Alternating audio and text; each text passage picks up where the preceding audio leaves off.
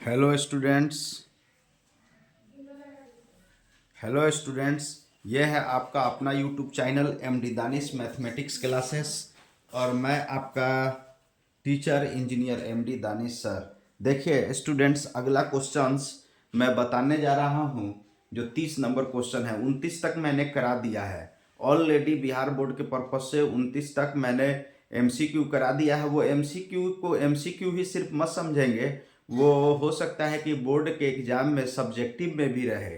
तो हम अगला क्वेश्चन आपको कराने जा रहे हैं। तो इससे पहले मैं बता दूं कि मेरे चैनल को आप सब्सक्राइब कर लेंगे ताकि मैं और ज़्यादा से ज़्यादा वीडियो डाल सकूं और मुझे भी हौसला अफजाई हो। और कहना है कि आप लोग अच्छे से बोर्ड का तैयारी करेंगे। अब बोर्ड की तैयारी खूब अच्छे से करेंगे, मन लगा कर करेंगे ताकि अच्छा नंबर आए। और जो भी कॉपरेट होगा हमसे बोलेंगे, हम पूरा करेंगे। और कमेंट में जो भी क्वेश्चन होगा पूछेंगे, हम बताएंगे, उसको सॉल्व करने की कोशिश करेंगे ताकि आपका हर प्रॉब्लम सॉल्व हो। ठीक है, ताकि जितने भी लोग हैं, जितने भी मतलब के स्टूडेंट्स हैं वो लाभान्वित हों, यही हमारा कामना है। और इसी के साथ मतलब अपना क्वेश्चन अगला बताने जा रहा हूँ। जो क्वेश्चन है हमारा कौन सा 30 नंबर, जो मेरा किया हुआ गेस का क्वेश्चन है। ये बहुत VVI क्वेश्चन है, एकदम 100% आएगा तो आएगा ही, एकदम बोर्ड में आएगा। इस ये एकदम उसी कॉन्सेप्ट पर आएगा जिस तरह से मैंने गेस तैयार किया है। वो टेलीग्राम से ले लेंगे, टेलीग्राम का चैनल का लिंक डिस्क्रिप्शन में होगा। इसी आधार पर एकदम बोर्ड का क्वेश्चन आएगा, आप देख लीजिएगा, यही आधार होगा और इसी पैटर्न पर आएगा। हो सकता है अंक इधर उधर हो, उससे कोई मतलब नहीं है, क्वेश्चन इसी तरह का आएगा। ठीक है, तो आगे हम अपना क्वेश्चन बताने जा रहे हैं। देखिए अगला क्वेश्चन, एक शंकु की तिर्यक ऊंचाई 13 सेंटीमीटर और त्रिज्या 5 सेंटीमीटर है। एक शंकु की तिर्यक ऊंचाई 13 सेंटीमीटर और त्रिज्या 5 सेंटीमीटर है, तो इसकी ऊंचाई क्या होगा? 8 सेंटीमीटर, 10 सेंटीमीटर, 12 सेंटीमीटर, 18 सेंटीमीटर, ये ऊंचाई बताना है। तो देखिए हम क्या करेंगे, सबसे पहले एक शंकु को खींचेंगे। देखिए शंकु बनाएंगे। शंकु में ये ऊंचाई है, ये त्रिज्या है। देखिए तो शंकु का त्रिज्या r is equal to 5 centimetre दिया हुआ है और तिर्यक ऊंचाई को l बोलते हैं। l 13 सेंटीमीटर दिया हुआ है, l दिया हुआ है 13 सेंटीमीटर। तो बोला है h क्या होगा, h, ये h निकालना है। तो देखिए ये एक राइट एंगल ट्रायंगल बनाता है, एक समकोण त्रिभुज बना रहा है। तो समकोण त्रिभुज में जो लंब होता है वो क्या होता है, लंब हमारा होता है h इज इक्वल टू, समकोण त्रिभुज के लिए ये शंकु है, लेकिन शंकु का जो ये फिगर बन रहा है ना, ये एक प्रकार का ओ ए बी, ये एक प्रकार का समकोण त्रिभुज बन रहा है। समकोण त्रिभुज में h इज इक्वल टू होता है root under L square minus R square. L कितना है, तो एल है 13 का स्क्वायर, आर का मतलब 5 का स्क्वायर। देखिए तो एल 13 169 हुआ और 5 का स्क्वायर 25 हुआ।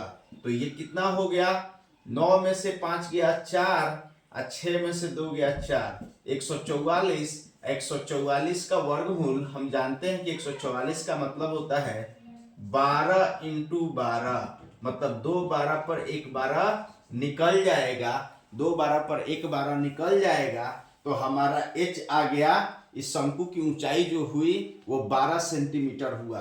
तो 12 सेंटीमीटर हुआ तो हम देखेंगे कि कौन सा ऑप्शन सही है। तो हम देख रहे हैं कि ये सी विकल्प सही है। तो हम क्या करेंगे, OMR पेपर जो आएगा बोर्ड में उसमें सी वाला मतलब कि OMR पेपर को हम भर देंगे। प्रैक्टिस अभी से करते चलेंगे। मेरा अगला क्वेश्चन है, देखिए मेरा अगला क्वेश्चन है संख्या संख्या 31 नंबर क्वेश्चन। देखिए मेरा गेस पेपर का 31वां क्वेश्चन क्या है, संख्याओं 2 3 4 5 6 का माध्य क्या होगा। संख्याओं 2 3 4 5 6 का माध्य क्या होगा ये बताना है। तो माध्य का मतलब क्या होता है, माध्य का मतलब एक प्रकार का औसत एवरेज होता है, ठीक है। तो हमको बताना है कि इसमें से माध्य कौन सा होगा। ऑप्शन ए में 3, ऑप्शन बी में 4, ऑप्शन सी में 4.5, ऑप्शन डी में 5। तो हम क्या करेंगे, देखिए माध्य हम बताएंगे, तो माध्य बताने के लिए क्या करना पड़ता है, देखिए समझिए। तो यहाँ पर माध्य क्या होगा, तो हम जानते हैं कि यहाँ पर हम सब सॉल्यूशन लिखेंगे। यहाँ पर दिया है संख्या 3 4 5 और 6 दिया हुआ है, इन्हीं का माध्य निकालना है। माध्य का मतलब एक तरह से एवरेज होता है, ये इसको इंग्लिश में माध्य को मीन बोलते हैं। इंग्लिश मीडियम में माध्य को क्या बोलते हैं, मीन बोलते हैं। तो माध्य बराबर होता है, देखिए सम, इन सब नंबर का सम कर दीजिए, 2 + 3 + 4 + 5 + 6 और कितना नंबर है, तो 1 2 3 4 5, 5 नंबर है। तो डिवाइडेड बाई 5 कर दीजिए। देखिए ये कितना हो गया, देखिए 6 4 10, 10 5 15, अब 15 5 20, 20/5, ये कितना हो गया, 5 से कट जाएगा 4 बार में, ये इसका माध्य आ गया, इन संख्याओं का माध्य आया 4 आया। तो अब हम देखेंगे कि 4 कौन सा विकल्प है। तो 4 विकल्प जो है वो बी ऑप्शन का है, तो हमारा बी ऑप्शन क्या होगा, सही हो जाएगा। ओएमआर पेपर पर यही बी वाला भर देंगे।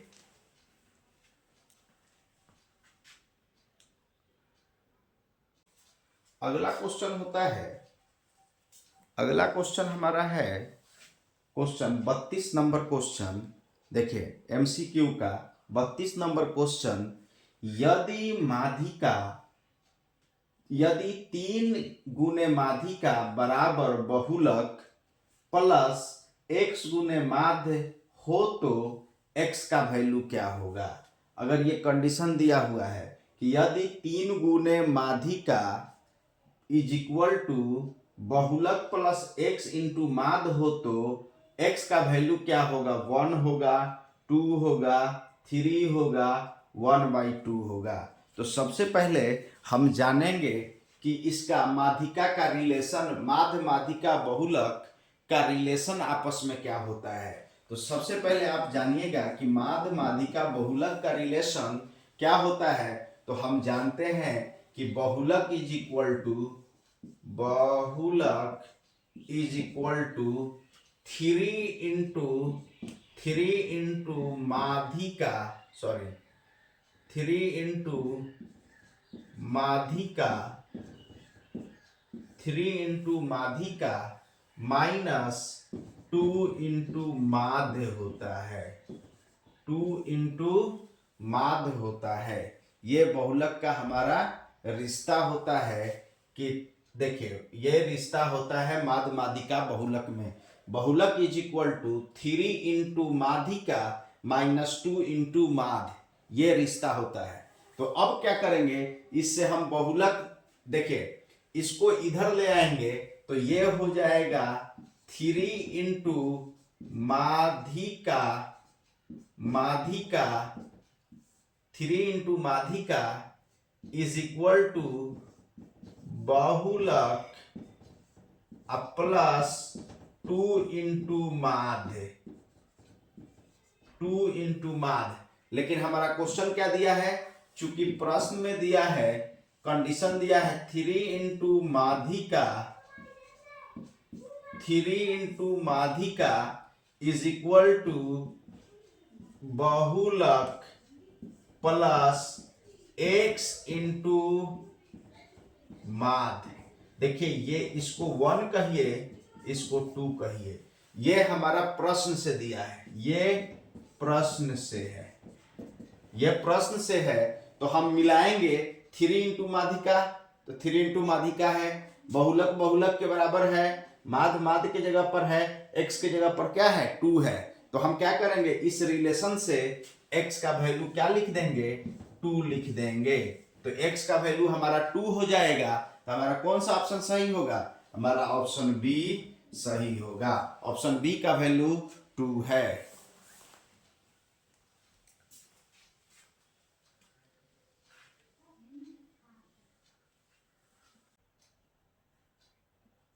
देखिए अगला क्वेश्चन है, मेरा अगला क्वेश्चन है परीक्षण 5, 8, 12, 15x। मतलब कि परीक्षण क्या क्या है, एक परीक्षण का वैल्यू 5 है, दूसरा परीक्षण का वैल्यू 8 है, तीसरा का 12 है, चौथा का 15 है, पांचवा का x है। 5 गो परीक्षण हुआ है, कोई परीक्षण किया है ऑब्जर्वर, और 5 परीक्षण का मान जो है माद है वो 10 है, तो x का वैल्यू क्या होगा, x का वैल्यू क्या होगा। ऑप्शन ए 5 होगा, ऑप्शन बी 8 होगा, ऑप्शन सी 10 होगा, ऑप्शन डी 12 होगा। ये हमको बताना है कि इसमें कौन सा ऑप्शन होगा। तो हम क्या करेंगे, देखिए सबसे पहले हम क्या करेंगे, यहां पर हम जानते हैं कि माध्य क्या होता है। तो देखिए यहां पर संख्या दिया हुआ है 5, 8, 12, 15x दिया हुआ है। तो माध्य बराबर जो होता है, सब नंबर को जोड़ दीजिए, एवरेज निकाल लीजिए।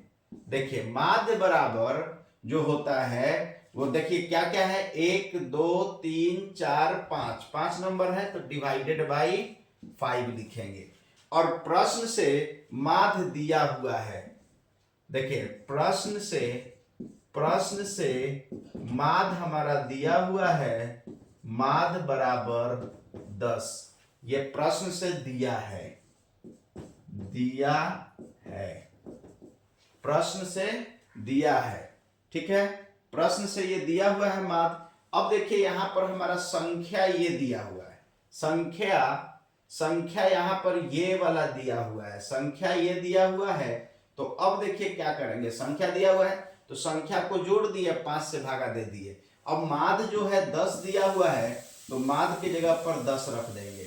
अब देखिए इनको जोड़ दीजिए, 15, 12, 27, 8, 35, 27, 8, 35, 35, 5, 40, 40 प्लस x, ये इधर डिवाइड में, इधर इनटू में आ जाएगा 5। अब देखिए ये हो गया हमारा 50 हो गया, प्लस 40 इधर आकर माइनस 40, ये x का वैल्यू निकल गया तो x इज इक्वल टू 10 आ गया।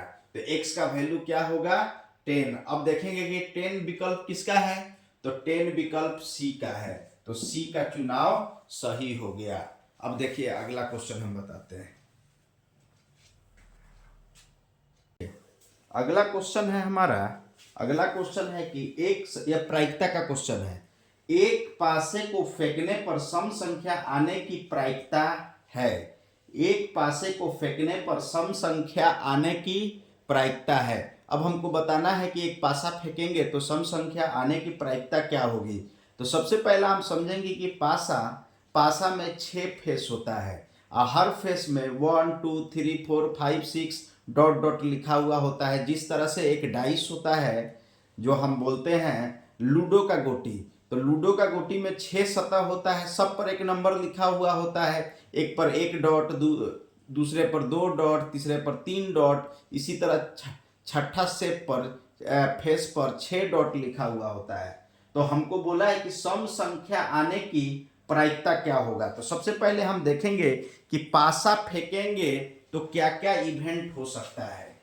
देखिए इवेंट क्या क्या हो सकता है, एक पासा को फेंके, पासा फेंकने पर क्या क्या इवेंट हो सकता है। तो हो सकता है कि पासा फेंके और 1 आ जाए, हो गया कि हो सकता है कि पासा फेंके 2 डॉट वाला 2 नंबर आ जाए, हो सकता है पासा फेंके 3 आ जाए, 4 आ जाए, 5 आ जाए, 6 आ जाए। मतलब 6 घटना हो सकता है, एक पासा को फेंकेंगे तो 6 घटना हो सकता है। तो जब 6 घटना हो सकता है तो इसमें सम संख्या कौन कौन है, तो सम संख्या आने की प्रायिकता, तो सम संख्या कौन है, सम संख्या इसमें से 2 है, 4 वाला है और 6 है। मतलब 3 घटना ऐसा है, 6 घटना में 3 घटना ऐसा है जो सम संख्या है, जो सम संख्या है। तो हमको सम संख्या आने की प्रायिकता पूछ रहा है ना, तो सम संख्या आने की प्रायिकता, तो देखिए सम संख्या आने की प्रायिकता, सम संख्या आने की प्रायिकता देखिए क्या होगा। तो सम संख्या कितना है, 3 इवेंट है, 1 2 3, 3 घटना, और टोटल घटना कितना है, 6। तो डिवाइडेड बाई 6, 3 एकम 3 और 3 दूना 6, कितना आया 1/2। तो हमारा ऑप्शन कौन है 1/2, हमारा ऑप्शन 1/2 जो है सी है। तो सी का विकल्प, ये सी वाला विकल्प सही होगा, ये सी विकल्प सही होगा। अब अगला क्वेश्चन हम बताते हैं।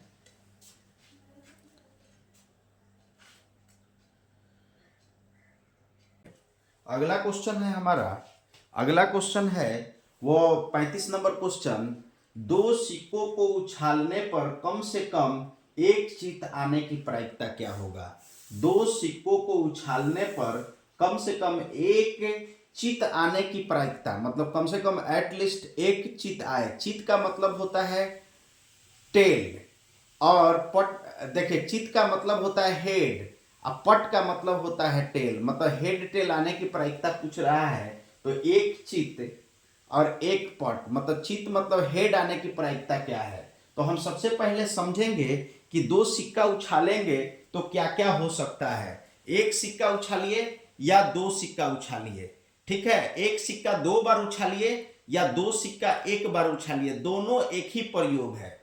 मतलब एक सिक्का को 2 बार उछाल दें या 2 सिक्का को 1 बार उछाल दें, दोनों क्या है, एक ही प्रयोग है। तो हम इसमें क्या करेंगे, सबसे पहले समझेंगे कि 2 सिक्का उछालने पर क्या क्या आएगा।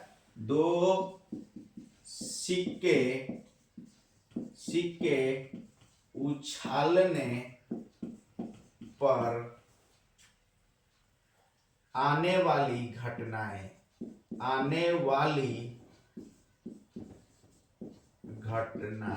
क्या क्या इवेंट हो सकता है। 2 सिक्का उछाले तो हो सकता है कि पहला पर हेड आए और दूसरा पर भी हेड आ जाए, पहला सिक्का पर भी हेड आ जाए और दूसरा सिक्का पर भी हेड आ जाए। हो सकता है कि पहला पर हेड आए और दूसरा पर टेल आएगा, यह भी घटना हो सकता है। हो सकता है कि पहला पर टेल आ जाए और दूसरा पर हेड आ जाए, यह हो सकता है। हो सकता है कि दोनों पर टेल आ जाए, ये इतना पॉसिबल संभावित घटना हो सकता है। या तो दोनों सिक्का पर हेड आ जाए, या तो एक पर हेड एक पर टेल, या पहले पर टेल तो दूसरे पर हेड, या हो सकता है दोनों टेल। मतलब कितना घटना हो सकता है, तो घटना हमारा 4 घटना हो सकता है। ये कैसे 4 घटना समझे, क्योंकि 2 सिक्का है, सिक्का का 2 सतह होता है, एक सिक्का का 2 सतह होता है और 2 सिक्का है तो 2 4 घटना होगा। अब ये 4 घटना होगा तो कम से कम एक चित का मतलब होता है हेड, एक चित आने का। तो चित किस में है, इसमें भी एक, कम से कम एक तो चित है, इसमें भी एक चित है, इसमें भी एक चित है। तो चित आने की घटना कितना है, चित आने की घटना कम से कम एक चित, कम से कम एक चित आने की घटना क्या क्या हो सकता है, किस किस में आया होगा। इसमें आ जाएगा एक चित, इसमें भी एक चित आ जाएगा और इसमें भी, इन तीनों में चित है, मतलब हेड है। तो 3 घटना हो रहा है। टोटल इवेंट कितना हुआ, तो यहां पर टोटल इवेंट 1 2 3 4 घटना हुआ। 4 में से 3 घटना एक चित आने का हो रहा है। तो हमारा प्रायिकता क्या होगा, चित आने का, हेड आने का, देखिए इवेंट, देखिए